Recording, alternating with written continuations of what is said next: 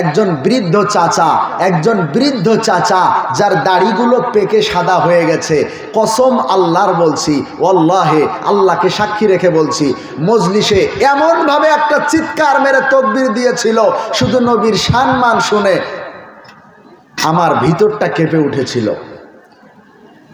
চোখ দিয়ে পানি বের করতে হবে, কেন পানি বের হবে না চোখ দিয়ে? কেমন নবী পেয়েছি, আসেন আমরা একটু সামনে বাড়ি। আমার ভাইরা, রব্বুল আলামিন কোরআনে কারীমের মধ্যে বলেন, লাকাদ কানা লাকুম ফি রাসূলিল্লাহি উসওয়াতুন হাসানাহ। একটু চিৎকার মেরে বলা যাবে না আল্লাহু আকবার? আল্লাহ পাক রব্বুল আলামিন বলেন, সারা দুনিয়ার মানুষের জন্য আমি আল্লাহ উত্তম আদর্শের জীবন ব্যবস্থা করে দিলাম। একজন মহামানবের আদর্শের ভিতরে তিনি হলেন জনাবে মুহাম্মাদুর রাসূলুল্লাহ। একটু জোরে বলা যাবে না সুবহানাল্লাহ? সারা দুনিয়ার মানুষের জন্য উত্তম আদর্শ, যেই আদর্শ মানলে পারে একালেও কামিয়াব ও কালেও কামিয়াব। তাহলে সেই আদর্শ কমিয়ে দেন, সেই আদর্শ ওইটা কমিয়ে দেন, শুধু প্লেন ইটা রাখেন। সেই নবীজির আদর্শ আমরা মানতে রাজি আছি তো ইনশাআল্লাহ? আল্লাহ তাআলা কবুল করুন, পড়ি আমিন। আমার ভাইয়েরা, নবীজি বলছেন, মান আহাব্বা সুন্নতি ফাকাদ আহাব্বানি ওয়া মান আহাব্বানি কানা মাই ফিল জান্নাহ। যে আমি নবীকে ভালোবাসলো, আমার একটা সুন্নাতকে, আমার একটা পদ্ধতিকে ভালোবাসলো, ভালোবেসে যারা নিজের করে নিল, সেই মানুষটা আমি নবীরে ডাইরেক্ট ভালোবাসলো। আর যে আমারে ভালোবাসলো, আমি নবী বলে দিলাম কিয়ামতের দিনে ওই বান্দা আমি নবীর সাথে আল্লাহর জান্নাতে থাকবে। সুবহানাল্লাহ, বাড়ি গিয়ে বলবেন। আমার ভাইরা, রব্বুল আলামিন কোরআনে কারীমের মধ্যে ওয়াজ করেন। ওয়াজ কেমন ওয়াজ? আল্লাহ তাআলা বলেন, সারা দুনিয়ার মানুষের জন্য আমি আল্লাহ উত্তম আদর্শ রাখলাম রে বাবা। যেই আদর্শ নিজের জীবনে গ্রহণ করার সাথে সাথে আমার আল্লাহ দুনিয়ার এই জিন্দেগিতে প্লাস পরকালে আমার আল্লাহ সম্মান বাড়ায়া দিবে। একটু জোরে বলা যাবে না সুবহানাল্লাহ? আজকে তো আমরা নবীর উম্মত। যদি নবীর কদর না বুঝে, যদি নবীর জীবন আদর্শ সম্পর্কে অবগত না থাকে, তাহলে কি আপনাদের এলাকার হিন্দু ভাইয়েরা থাকবে? কথা বলেন, থাকবে? আমার ভাইয়েরা, এজন্য আমাদের রাসূলের আদর্শ জানার দরকার আছে না নাই? আছে। আবার ভাইয়েরা, আজকে সারা দুনিয়া ব্যাপী দেখা যায়, সারা এলাকা জুড়ে দেখা যায় রে বাবা, আমরা আশেকে রসুল দাবি করি, অথচ আমার বাড়ির ছেলেটা ঈদের ঠিক একদিন আগে, এক রাত্রি আগে সেলুনে যায়। সেলুনে গিয়া আমার ছেলেটা ডান দিক দিয়ে বাম দিক দিয়ে ছোট ছোট করে চুল কাটে, আর মাঝখান দিয়া চুলগুলো বড় রাখে। বড় রাখার পরে চুলগুলা এক সাইডে লাল, আর এক সাইডে সবুজ, আর এক সাইডে নীল। এমন ছেলে আপনাদের এলাকায় আছে না নাই? আমার ভাইয়েরা গো, বিশ্বনবী জনাবে মুহাম্মাদুর রাসূলুল্লাহ সাল্লাল্লাহু তাআলা আলাইহি ওয়াসাল্লাম হাদিসের মধ্যে বলেছে, মান তাশাব্বাহা বিকওমিন ফাহুয়া মিনহুম। যারা যার অনুসরণ করে দুনিয়ার মধ্যে চলবে গো, আমার আল্লাহ তাআলা কিয়ামতের দিনে ওই বান্দার সাথে হাসর নাসর করে দিবেন। ওই বান্দা যদি জাহান্নামে যায়, আজকে তুমি রসুলের আদর্শ ভালো লাগে না, আজকে তোমার ভালো লাগে ক্রিকেটার সিনেমার নায়ক নায়িকাদের আদর্শ। বিরাট কোহলি কেমন ভাবে দাড়িটা রাখলো, মেসি কেমন ভাবে দাড়িটা রাখলো, আমারও রাখতে হবে। আমার রসুল কেমন ভাবে দাড়িটা রাখছে রে, আমার জানতেও মন চাই না, মানতেও মন চাই না রে। আমার নবী বলেন, তুমি মেসির আদর্শের দাড়িটা রাখলা, তুমি বিরাট কোহলির আদর্শের দাড়িটা রাখলা। আল্লাহর নবী বলেন, ওই বিরাট কোহলি যদি জাহান্নামে যায়, আমি নবী বলে গেলাম, তুমি তার আদর্শ মানার কারণে আমি নবী বলে দিলাম, তুমিও তার সাথে জাহান্নামে যাবে। জাহান্নামে যাইতে রাজি আছেন? মূল কথা হলো, যে যাকে অনুসরণ করবে, যে যাকে ভালোবাসবে, তার সাথে তার হাসর নাসর হবে। আমার ভাইরা, আমরা তো নবীর উম্মত, নবীর আশেক। নবীর আশেক দাবি কইরা নবীরে ভালোবাসতে মন চাই না। আবার দেখা যায় একটা দল আছে, লক্ষ্য করবেন ভালো করে, কিছু ভণ্ড আছে, ভণ্ড, এদেরকে আছিলা বাস দিব এখন, একটু ভালো করে লক্ষ্য করবেন। আমার ভাইয়েরা, 12ই রবিউল আউয়াল যখন আসে গো, একটু আপনাদের এলাকায় হয়তো নাও থাকতে পারে, আমার মুর্শিদাবাদে ঘরে ঘরে ভর্তি করা আছে।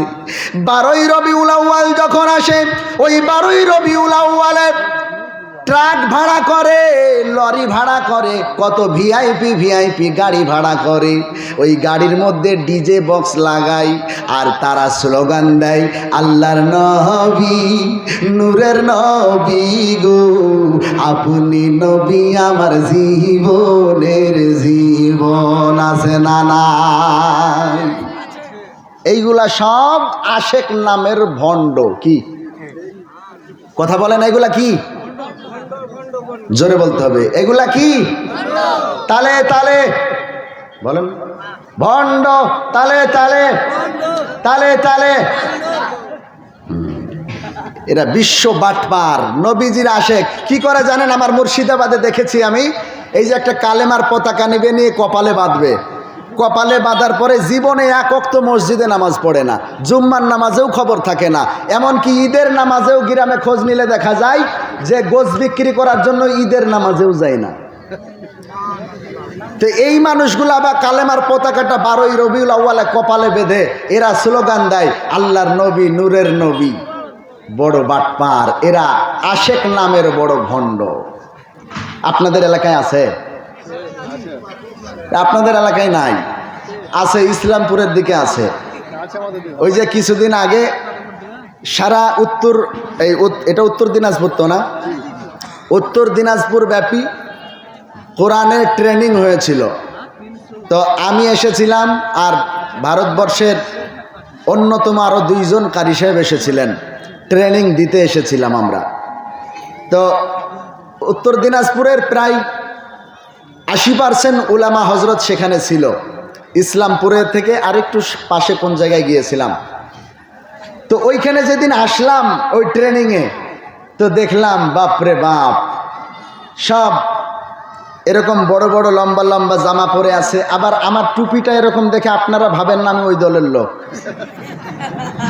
আসলে এটা কারি সাহেবদের টুপি। আপনারা দেখবেন, ইন্টারনেটে সার্চ দিয়ে দেখবেন, এটা কারি সাহেবদের টুপি। কারি আব্দুল বাসিত রহিমাহুল্লাহ তাআলা সারা বিশ্বের নাম্বার 1 কারি ছিলেন, তিনার মাথায় দেখবেন এমন টুপি। তো এটা দেখে আবার আপনারা নেগেটিভ নেবেন না। আসুন ভাইয়েরা আমার, তো এই যে যারা কালেমার পতাকাটা কপালে লাগাইয়া যারা স্লোগান দেয়, এরা আশেক না ভণ্ড? ভণ্ড। এদের নামাজের খবর থাকে না। আবার ইন্টারনেটে দেখছিলাম, বাংলাদেশের খবর বলছি, বাংলাদেশে দেখছিলাম ওই যে ডাস্টবিন আছে, ডাস্টবিনে ওখানে কালেমার সেই পতাকাটা সারাদিন মিছিল করেছে, মিছিল করার পরে ওই পতাকাটা আবার ডাস্টবিনে ফেলে দিয়েছে। নাউজুবিল্লাহ পড়বেন না? কত বড় বেহায়া দেখেন। আপনারা কি এমন আশেক হইবেন? আল্লাহর রসুলের আশেক হইতে হলে রসুলের একটু গুণগান আপনাদের সামনে করা লাগবে। আসেন সামনে বাড়ি।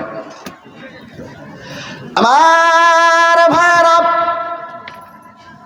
বিশ্বনবী জনাবে মুহাম্মদুর রাসূলুল্লাহ সাল্লাল্লাহু তাআলা আলাইহি ওয়াসাল্লামকে বেঈমানের দলেরা কম কাদায় নাই, আমার নবীজিকে কম কষ্ট দেয় নাই। এত কষ্ট দিয়েছে গো, আমার মায়ার নবীজিকে মক্কায় থাকতে দেয় নাই। বেঈমানেরা আমার নবীজিকে মক্কা থেকে মদিনায় তাড়িয়ে দিয়েছে। আমার বারা গো, কেমন নবী পাইলাম যেই নবীরে চিনতে পারলাম না, যেই নবীরে গাছে চিনলো, মাছে চিনলো, পশু পাখিতে চিনলো। আর আমরা নবীর আশেক দাবি কইরা, আমরা মুসলমান দাবি কইরা আমরা নবীরে চিনতে পারলাম না। আমরা নবীর আশেক দাবি কইরা রসুলের আশেক হইতে পারলাম না। আমরা রসুলের আশেক দাবি কইরা আমরা রসুলের আশেক হইতে পারলাম না। আমরা কেন কষ্ট দিব? ও বাপজিরা ভাইরা, ও যুবক ভাইরা, ও পর্দার অন্তরালের মায়েরা, আজকে আপনাকে অনুরোধ করে বলে যাই, আজকে যদি আপনি আশেকে রসুল হইতেন, কসম খোদার করে বলে যাই, আপনার ছেলেটা এই যে ডান দিকে আর বাম দিকে ছোট ছোট চুল করে মাঝখানে অনেক রকমের কালি দিয়ে চুলগুলাকে রং করবে, আর আপনি মা হয়ে, আপনি বাবা হয়ে আপনার ছেলেকে বাড়িতে ঠাই দিবেন। বোঝা গেল সবচাইতে বড় বাটপার আপনি। আপনি এখানে বসে মাথায় টুপি দিয়ে মুখে দাড়ি রেখে আপনি জালসা শুনতে এসেছেন, আর আপনার মেয়েটা দেখেন ওই বাজারে গিয়ে আজকে জলসার দিন আপনার বাড়িতে আপনার বড় জামাই এসেছে, জামাইয়ের সাথে শালি হাত ধরে বাজারে ঠেলা খাচ্ছে। খোঁজ রেখেছেন কি খাচ্ছে? শহরে বাজারে দেখো নারীদের ঢল, পর্দাবিহীন তারা করে ঝলমল। শহরে বাজারে দেখো নারীদের ঢল, পর্দাবিহীন তারা করে ঝলমল। অন্যকে তার দিকে আশেক বানাই, অন্যকে তার দিকে প্রেমিক বানাই। দেশটায় আজি ধ্বংস, নারীর বেপরদাই, সবার মুখে একই আওয়াজ, হায় হায় হায়। আপনাগো কি খারাপ লাগতেছে? চলবো? আমার ভাইরা, বিশ্বনবী জনাবে মুহাম্মদুর রাসূলুল্লাহ সাল্লাল্লাহু তাআলা আলাইহি ওয়াসাল্লামকে বেঈমানের দলেরা কম কাদায় নাই। আমার নবীজি কালেমার দাওয়াত দিতে শুরু করেছেন, আমার নবীজি ইসলাম ধর্মের প্রচার শুরু করেছেন। বাইরা রে, আমার নবীজিকে বেঈমানেরা মক্কায় থাকতে দিবে না। এত কষ্ট দিয়েছে গো, কিতাবের মধ্যে পাওয়া যায়। আমার নবীজিকে মেরে ফেলার জন্য, আমার নবীজিকে ধ্বংস করে দেওয়ার জন্য বেঈমানের দলেরা, মক্কাওয়ালারা, নবীর চাচা আবু জেহেল, এই আবু তালেব, আবু জেহেল, আবু লাহাব, উতবা, সাইবা, নবীজির আরো যারা কাছের মানুষ ছিল, এই মক্কা নগরীর মানুষেরা গো, আমার নবীকে চিনতে পারে নাই, আমার নবীজির কদর করতে পারে নাই রে বাবা। ও ফতেপুর এলাকার মুসলমান, আজকে তোমার পায়ে হাত রেখে বলে যায় গো বাবা, কেন তুমি নিজের অন্তরটারে নরম করতে পারবা না গো? আজকে তুমি নিজের অন্তরটাকে নরম করে দাও রে বাবা। আমার নবীজি কালেমার দাওয়াত শুরু করেছেন। আবু জেহেল, উতবা, সাইবা, মক্কার পার্লামেন্টের নাম ছিল দারুন নাদওয়া। কি নাম ছিল? দারুন নাদওয়াতে বসে বসে আবু জেহেল, উতবা, সাইবা আরো বেঈমান কাফেরেরা, তারা নবীজিকে কষ্ট দেওয়ার জন্য, নবীজিকে মেরে ফেলার জন্য তারা মিটিংয়ে বসে গেল ওই দারুন নাদওয়াতে। আর বাইরা গো, আবু জেহেল, উতবা, সাইবা এরা কিছু দলবল নিয়ে যখন বসে গেল, বসে যাওয়ার পরই আবু লাহাব একবার বলে, এই মোহাম্মদকে দুনিয়া থেকে সরিয়ে দাও, মোহাম্মদকে দুনিয়াতে বাঁচিয়ে রাখা যাবে না। আর বাইরা গো, ফট করে দিয়া বলে, রে ভাইরা শোনো শোনো, এই মোহাম্মদ আমাদের ভাতিজা হয়, এরে ডাইরেক্ট বিদায় করে দেওয়া যাবে না, চলো চলো রে, এই মোহাম্মদের কাছে আমরা যাব, যাওয়ার পরে আমরা মোহাম্মদকে প্রস্তাব দিব, এমন প্রস্তাব দিব, এই প্রস্তাব দেওয়ার পরে আমরা মোহাম্মদের ঈমানকে ধ্বংস করে ফেলবো। জোরে বলেন নাউজুবিল্লাহ। আমার নবীর ঈমান কি তারা ধ্বংস করতে পারবে? না না না, জীবনেও পারবে না রে বাবা। আমার মায়ের নবীজির কাছে আবু জেহেল, আবু লাহাব, উতবা, সাইবা কিছু দলবল নিয়ে তারা নবীজির কাছে গেল। যাওয়ার পরে বলতেছে, ও মুহাম্মদ বলো বলো বলো, তুমি কেন আমাদের বাপদাদার ধর্ম বাদ দাও? এটা একটু কমিয়ে দেন তো। তুমি কেন আমাদের বাপদাদার ধর্মের বিরুদ্ধে ধর্ম প্রচার করো? মুহাম্মদ, তুমি যদি আরবের বাদশাহ হতে চাও, তোমারে আরবের বাদশাহ বানায়া দিব, শর্ত হলো আমাদের ধর্মের বিরুদ্ধে কথা বলতে পারবা না। তুমি যদি মক্কা নগরীর সবচাইতে সুন্দরী নারীর সাথে বিবাহে বসতে চাও, তোমাকে সবচাইতে সুন্দরী নারীর সাথে বিবাহে বসাবো। কিন্তু মুহাম্মদ গো, তুমি তোমার বাপ দাদার ধর্ম ছাড়তে পারবা না। আমার এলাকায় মসজিদের কমিটি আছে, আমার এলাকায় মসজিদের কমিটি আছে, ইমাম সাহেবকে ডাক দিয়া বলে, ইমাম সাহেব, ও ইমাম সাহেব শোনো শোনো, আমাদের বিরুদ্ধে জুম্মার বয়ানে, জুম্মার খুদমাতে বয়ান দিতে পারবা না, সুদের বিরুদ্ধে কথা বলতে পারবা না, ঘুষের বিরুদ্ধে কথা বলতে পারবা না, তোমার বেতন লাগলে বাড়ায়া দিব, কিন্তু আমাদের বিরুদ্ধে কথা বলতে পারবা না। বলেন এমন কমিটি আমাদের এলাকায় আছে না? না, আপনাদের এলাকায় না থাকলেও আমাদের এলাকায় আছে। আমি একটা সময় একটা মসজিদে ইমাম ছিলাম, জানেন তো। এই মসজিদের সভাপতি সাহেব আমার কাছে মাঝে মাঝে টাকা ধার নিত, কেউ খারাপভাবে নেবেন না। তো টাকা ধার নিত মাঝে মাঝে, এখন দিয়ে আবার বলতো যে হুজুর, ও আবার আমাদের এলাকাতে সবচাইতে সুদ খাইতে 1 নম্বর ছিল, সে আবার ছিল মসজিদের সভাপতি। তো এই আমাকে একদিন কি বলছে জানেন, আমার বেতন ছিল তখন 6,000 টাকা, তো 5,000 টাকা আমাকে বেতন দিয়েছে, আর 1,000 টাকা ওর প্রয়োজন, ওর নিজের কাছে রেখে দিয়েছে। দিয়ে বলছে হুজুর 1,000 টাকা ধার থাকলো, আমি কয়েকদিন পরে দিয়ে দিব। তো আমাকে পুরো 6,000 টাকা দিয়ে দেখ, তারপরে নেক, এটা করে নাই, 1,000 টাকা আগে রেখে দিয়েছে, আল্লাহ তাকে মাফ করুক। তো সে বলছে হুজুর, আপনি যে জুম্মার দিনে শুধু দাড়ি কাটার বয়ান করেন, শুধু দাড়ি কাটার ওয়াজ করেন, এটা আমাদের খারাপ লাগে না, আমি মসজিদের সভাপতি, আবার শুধু সুদের বিরুদ্ধে বয়ান করেন, আপনি এইগুলা একটু কম বলবেন, এগুলা বলবেন না, আর সামনের মাস থেকে আপনার আরো 2,000 টাকা বাড়িয়ে দেব। তো আপনাদের এলাকায় না থাকতে পারে, আমার এলাকায় আছে, এই জন্য বললাম। আপনারা কি রাগ করলেন? আমার কথা কি আপনাদের বুঝতে অসুবিধা হচ্ছে? আপনাদের এলাকা মনে হচ্ছে যেন মালদা জেলার একটু টাচ আছে, এই কথায় কথায় জি বলছে, কয়েকজনকে দেখলাম। তো মালদা জেলার ভাষা খারাপ লাগে না, ভালো লাগে। মালদা জেলাতে আসতে আসতে কিছু মালদা জেলার ঐতিহ্য আমি নিয়েছি, বলবো 1 মিনিটে। খাস্তা গানো জি হাইটা হাইটা ঢালের ভুয়ে জি, ও জি হারমা কহিলে লারি দিয়া বেটা স্কুলে যাবি। মিলছে তো নাকি? ভক কইরা খায়ালাও, দেরি করো না, দেরি হয়ে গেলে পারে স্কুল পাবা না, স্কুল না গেলে চাকরি হইবে না। মিলছে তো নাকি? ভোর রাতে হার বাপ হাল জুড়াছে, পোহাতে ওইটা হারমা রুটি পাকাইছে, কালাইয়ের রুটির সাথে বাগুনের সানায় আছে। হুজুর মিলছে না? আমার ভাইয়েরা, এটা আল্লাহর একটা নিয়ামত। একটু সামনে আগিয়ে যান, আসাম, সামনে আসাম পাবেন, যত উত্তর দিকে যাবেন আসাম পাবেন।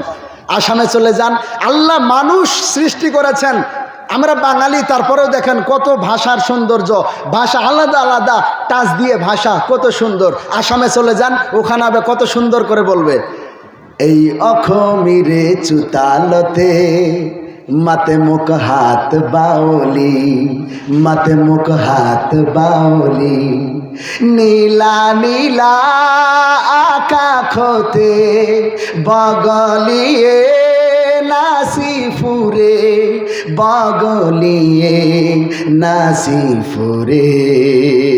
সুবহানাল্লাহ বলবেন না? আপনারা কি রাগ করতেছেন? আপনাদের ঘুম ভাঙানোর জন্য একটু সাইডে ঢুকলাম, আসুন সামনে বাড়ি। আমার ভাইয়েরা, তো এমন কমিটি আপনাদের এলাকায় আছে? তো কমিটি বলছে, হুজুর সুদের বিরুদ্ধে ঘুষের বিরুদ্ধে বয়ান দিতে পারবেন না, মাস শেষে 2000 টাকা বাড়ায় দিব।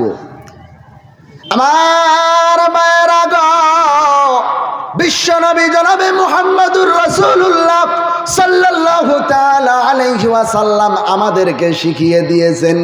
আল্লাহর নবীর কাছে প্রস্তাব দেওয়া হলো, তুমি আরবের বাদশাহ হতে চাও, বাদশাহ বানায়া দিব। তুমি মক্কা নগরীর সবচাইতে সুন্দরী নারী চাও, তোমাকে সবচাইতে সুন্দরী নারীটা আমরা দিয়ে দিব, কিন্তু শর্ত হলো গো, আমাদের বাপ দাদার ধর্মের বিরুদ্ধে কোনো কথা বলতে পারবা না।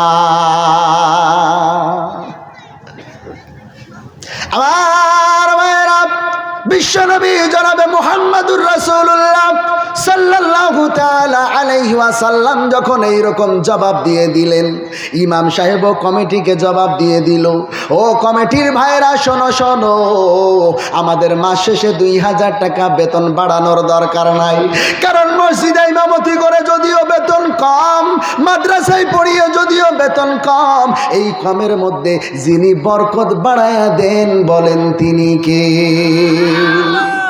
বরকত কি দেয় না? এই বরকতের বয়ান না করাটাই ভালো। একবার জায়গায় বরকতের বয়ান করতে গিয়ে আমাকে জালসা করার পরে টাকা দিচ্ছিল না, জানেন তো? আপনাদের এলাকায় কুকুর আছে না নাই? কুকুরে সিজনে বছরে কয়বার বাচ্চা দেয়? একবার দেয়। জানা নাই তো বলছে কে গো? একবার বাচ্চা দেয়, কমসে কম 8 থেকে 10টা বাচ্চা দেয়। আপনাদের এলাকায় গরু আছে না? গরুতে বছরে কয়টা বাচ্চা দেয়? একটা। কুকুরে দেয় 8টা 10টা, গরুতে দেয় একটা। এখন হিসাব করেন, কুকুরে দেয় 8টা 10টা, গরুতে দেয় একটা। এমন কোনো দিন নাই যেই দিন গরু জবাই হয় না। আর এমন কোনো দিন দেখাইতে পারবেন যেদিন কুত্তা জবাই করে মানুষ খায়? আপনার এই পূর্ব ফতেপুর, তো এই পূর্ব ফতেপুর সারা গ্রামটা খুঁজে দেখেন, 15টা কুকুর জোগাড় করতে পারবেন না। অথচ এই ফতেপুর গ্রামটা ঘুরে দেখেন, এমন কোনো বাড়ি পাবেন না, ইল্লা মাশাআল্লাহ হয়তো এক একটা বাড়ি বাদ দিয়ে, যেই বাড়িতে গরু পাবেন না। হ্যাঁ, সুবহানাল্লাহ সুবহানাল্লাহ। এর কারণ কি? এর কারণ কি আপনাদের জানতে মন চায় না? একটাই কারণ, হালাল যতই কম হোক, গরু যতই বাচ্চা কম দেখ, এর মধ্যে বরকত যিনি বাড়ায় দেন তিনি কি? হারাম যতই বেশি হোক, তুমি স্কুলে চাকরি করো, তুমি সরকারি চাকরি করো, তোমার হাতে সরকারি কলম, তোমার কাছে যখন একজন সাধারণ মানুষ যায়, যাওয়ার পরে তুমি 40,000 টাকা, 60,000 টাকা, 1 লক্ষ টাকা বেতন পাও, আবার কলমের খুঁচা দিয়ে টেবিলের তলে আরো 1 লাখ টাকা তোমার লাগে। আবার তোমাকে যদি জিজ্ঞাসা করা হয়, ভাই কেমন আছো, তুমি বলো, ভাই ভালো নাই, মাথার চুলে, মাথার চান্দিতে একটা চুলও নাই। আছে না নাই? কিন্তু আমার ভাইরা গো, আপনার এলাকার ইমাম সাহেবকে জিজ্ঞাসা করেন, ও ইমাম সাহেব আপনি কেমন আছেন, কেমন আছেন বলেন। ইমাম সাহেব কোনো দিকে তাকাবে না, তাকাবে না। ইমাম সাহেব সাথে সাথে বলবে, আলহামদুলিল্লাহ আমি ভালো আছি। একটু জোরে বলা যাবে না সুবহানাল্লাহ? আমার ভাইয়েরা আসুন, আস্তে, আপনাদের কি মনোযোগ আছে? আমার ভাইয়েরা, বিশ্বনবী জনাবে মুহাম্মদুর রাসূলুল্লাহ সাল্লাল্লাহু তাআলা আলাইহি ওয়াসাল্লামকে বেঈমানের দলেরা থাকতে দিবে না। আমার মায়ার নবীজিকে মায়ার নবীজির কাছে যখন প্রস্তাব দিল, মায়ার নবীজি আমার মানতে চাইল না, মানলো না। না না না, আমি তোমাদের প্রস্তাব মানতে পারবো না। মুসলমান, আমার নবী যখন তাদের প্রস্তাব মানলো না, সাথে সাথে বেঈমানের দলের আবার মক্কার পার্লামেন্ট দারুন নাদওয়াতে চলে আসলো। দারুন নাদওয়াতে আসার পরে ওই দারুন নাদওয়াতে বসে বসে গো বেঈমানের দলেরা আবার তারা পরামর্শ করতে লাগলো। পরামর্শ কি করলো? আবু জেহেল ফট করে বলে উঠলো, এই মুহাম্মদের কাছে প্রস্তাব দিয়ে কোনো লাভ হবে না, মুহাম্মদকে লোভ দেখিয়ে কোনো লাভ নাই, এই মুহাম্মদকে কোনো লোভ দেখিয়ে লাভ হবে না। চলো চলো গো, এই মুহাম্মদকে দুনিয়া থেকে বিদায় করে দিতে হবে। আর ফতেপুর এলাকার মুসলমান, আমার নবীজিকে মেরে ফেলার জন্য বেঈমানের দলেরা দ্বিতীয়বারে ৬,০০০ দলবল তারা রেডি করলো। আমার নবীজি বাড়ির মধ্যে শুয়ে আছেন। আমার নবীর সাথে নবীজির ছোট জামাই, নাম কি বলেন তো? হযরতে আলীও আছেন। হযরতে আলী আমার মায়ার নবীজি বাড়ির মধ্যে আছেন। এমন সময় ওই বেঈমান কাফের আবু জেহেল উতবা সাইবা বেঈমানের দলেরা তারা ৬,০০০ দলবল নিয়ে মায়ার নবীর বাড়িটাকে ঘেরাও করে ফেলেছে। মায়ার নবীজিকে মারবে, মায়ার নবীজিকে দুনিয়ার থেকে বিদায় করে দিবে, মায়ার নবীজিকে সরিয়ে দিবে। বাইরা রে, আমার নবীজিকে মারার জন্য ঘেরাও করে ফেলেছে। আর আল্লাহ গো হযরতে জিবরিলকে ডাক দিয়া বললেন, জিবরিল তাড়াতাড়ি যাও, আমার মায়ার নবীজির কাছে একটু তাড়াতাড়ি যাও, তাড়াতাড়ি যাও। কারণ হলো ওই আবু জেহেল উতবা সাইবা আমার নবীজিকে মারবে গো, আমার নবীজিকে বাঁচায়া রাখবে না। যাও যাও রে, আমার নবীজির কাছে যাও, নবীজির কাছে যাও, আমার নবীজিকে জানাইয়া দাও আজকে আমার নবীকে, আমার নবীকে, আমার মাহবুবকে গো, আমার হাবিবকে আজকে মক্কা ছেড়ে মদিনায় যেতে হবে। যাও যাও রে, আমার হাবিবরে একটু জানাইয়া দাও, জানাইয়া দাও। আমার আল্লাহর ফেরেশতা হযরতে জিবরিল আমিন তাড়াতাড়ি করে চলে আসলেন। আসার পরে আমার নবীজির কাছে সালাম দিলেন, আসসালামু আলাইকুম ইয়া রাসূলুল্লাহ, ইয়া হাবিবাল্লাহ। হুজুর গো, আপনাকে মারার জন্য বেঈমানের দলেরা প্রস্তুত হয়ে গেছে, আপনার বাড়িটাকে ঘেরাও করছে গো। ও নবী, আপনার এখানে থাকা যাবে না, থাকা যাবে না। চলো চলো গো, আজকে আপনাকে মক্কা ছেড়ে মদিনায় চলে যেতে হবে। আমার আল্লাহ আদেশ করে দিয়েছে, একটু বাইরের দিকটা তাকায়া দেখেন। বাইরের দিকটা তাকাইয়ে দেখার সাথে সাথে আমার নবীজি একটু টেনশনে পড়ে গেল। ৬,০০০ দলবল বাড়িটাকে ঘেরাও করেছে, হাতে আছে তরবারি, সকলের ঢাল তরবারি। কেমন করে বাহির হব গো? নবীজি আমার টেনশনে পড়ে গেল। আমার আল্লাহ জিবরিলকে ডাক দিয়া বলে, রে জিবরিল, আমার নবীজিকে টেনশন করতে মানা করো, আমার নবীজিকে টেনশন নিতে নিষেধ করো। কারণ হলো আমি আল্লাহ আমার হাবিবকে বাঁচাবো। আমার হাবিবকে বাঁচানোর জন্য আমি আল্লাহ মন্ত্র বানায়া রাখছি রে, আমি আল্লাহ মন্ত্র বানায়া রাখছি রে। এই মন্ত্রগুলো আমার হাবিব পাঠ করবে গো। এই মন্ত্রগুলা পাঠ করে আমার হাবিব নিরাপদে মক্কা ছেড়ে মদিনায় চলে যাবে। একটু জোরে বলা যাবে না সুবহানাল্লাহ? আপনাকে কি খারাপ লাগতেছে? কোন নবী পাইলাম আমরা তো চিনলাম না, বেঈমানেরাও চিনল না, আমরাও চিনলাম না। নবীজির যখন 4.5 বছর বয়স, কয় বছর? 4.5 বছর বয়স, মা আমিনা একদিন কান্না করছেন। এমন সময় আব্দুল মুত্তালিব আমার নবীজির দাদা আমা আমিনাকে জিজ্ঞাসা করছে, ওগো মা আমিনা, ওগো বৌমা, তুমি কান্না করছো কেন? তুমি কান্না করছো কেন? তুমি কান্না করছো কেন? তখন মা আমিনা বলেছিল, ওগো আব্বাজান, আজকে মক্কা নগরীতে তাকায়া দেখেন, মক্কা নগরীতে তাকায়া দেখেন, ছোট ছোট বাচ্চা তাদের আব্বারা তাদের হাতের আঙ্গুলি ধরে তাদেরকে বাজারে বাজারে ঘুরিয়ে নিয়ে বেড়ায়। আর আমার এই মুহাম্মদের আব্বা নাই, আব্দুল্লাহ নাই যে ওর হাত ধরে ঘুরিয়ে নিয়ে বেড়াবে। আজকে মক্কা নগরীর ছেলেদেরকে তাদের আব্বা জান আছে, তাদেরকে খেলনা কিনে দেয়। ওগো আব্বা জান, আমার ছেলেকে মুহাম্মদকে কেউ নাই যে একটু খেলনা কিনে দিবে। আমার আল্লাহ তাআলা, আমার আল্লাহ তাআলা আমার মাহবুবকে, আমার নবীজিকে কেমন বানিয়েছেন। আসেন সামনে বাড়ি, আমার নবীজিকে কেমন বানিয়েছেন। নবীজির বয়স 4.5 বছর। আমার নবীজি একদিন রাত্রিবেলায় ওই যে মা আমিনা কান্না করতেছিলেন, আমার নবীজির খেলনা নাই। আমার নবীজি 4.5 বছর বয়স, নবীজির কাছে প্লাস্টিকের খেলনা নাই। মা আমিনা কান্না করতেছিলেন, আমার আল্লাহর কান্নাটা সহ্য হয় নাই, কান্না সহ্য করতে পারেন নাই। এই জন্য আমার আল্লাহ তাআলা, মা আমিনা বলতেছেন, আমার আল্লাহ তাআলা ওই চাঁদকে আমি মা আমিনা স্বচক্ষে দেখছিলাম। আমার মোহাম্মদ রাত্রিবেলায় যখন খেলা করতেছিল, আকাশের চাঁদটা তার সামনে এসে নাচানাচি করছিল। সুবহানাল্লাহ বাড়িতে গিয়ে বলবেন, না হলে শ্বশুর বাড়ি গিয়ে বলবেন। নবীজির বয়স 4.5 বছর, আকাশের চাঁদ এসে খেলে। যেমন তেমন মানুষ। আপনি আমি যদি খেলা করি, তো পাশে যদি আরেকজন মানুষ থেকে সেটা পালিয়ে যায়। আর আমার নবীর 4.5 বছর বয়স, নবীজি আমার খেলা করতেছে, আর রাত্রিবেলায় চাঁদ এসে নবীজির সাথে নাচানাচি করে খেলা করতেছে। আমার ভাইরা, নবীজির কত শান, কত মান, কেমন করে বোঝাবো আমি আপনাদেরকে।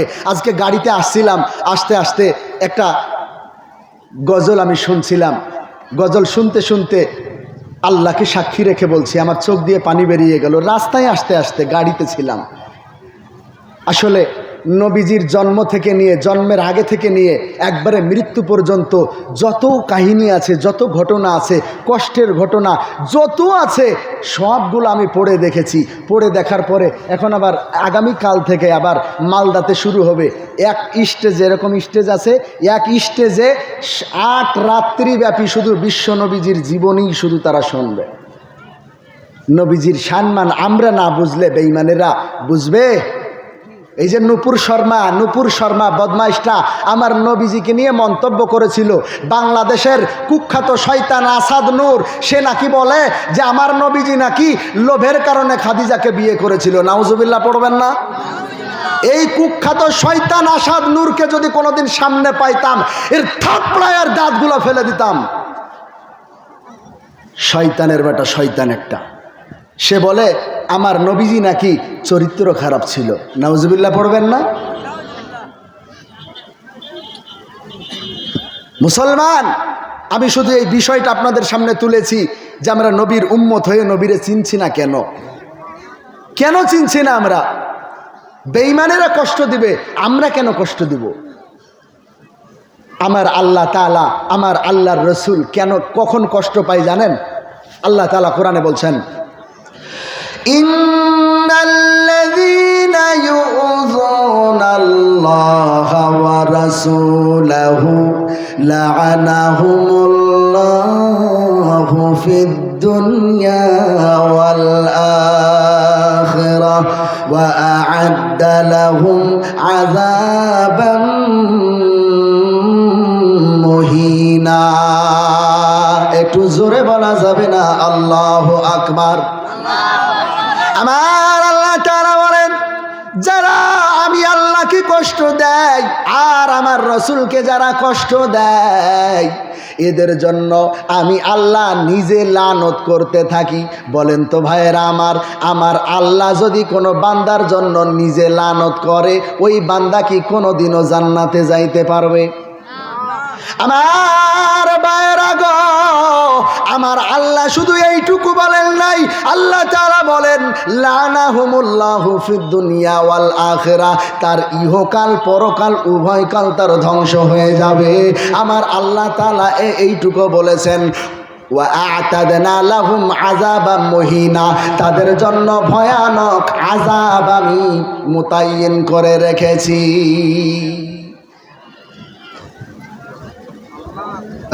চাচা উঠলো কেন? ও চাচা, উঠলে তো হবে না। নবীজির সম্মান চলে, আর এখান থেকে যারা উঠে যাবে এইটা তো ভালো মানুষের আলামত হইতে পারে না। নবীজির সম্মান হবে। আমার সাথে সাথে আপনারা গাইতে পারবেন? গাইবেন তো ইনশাল্লাহ? বেশি বেশি গাইতে হবে না আপনাদেরকে, শুধু একটু গাইবেন, মজলিসটাকে গরম করবেন। গরম করবেন কেমন? শুধু বলবেন ওই নবীজির ঘাম। বলতে পারবেন? সবাই মিলে বলতে হবে। সবাই মিলে নবীজির সম্মানে একটু যুক্ত হবেন। আমার আল্লাহ তাআলা নবীজির সম্মানে যুক্ত হওয়ার কারণে আপনার আমল নামার গুনাহগুলো আল্লাহ মাফ করে দেবেন। গাইবেন তো ইনশাল্লাহ? কথা বলে না ভাই, গাইবেন তো ইনশাল্লাহ?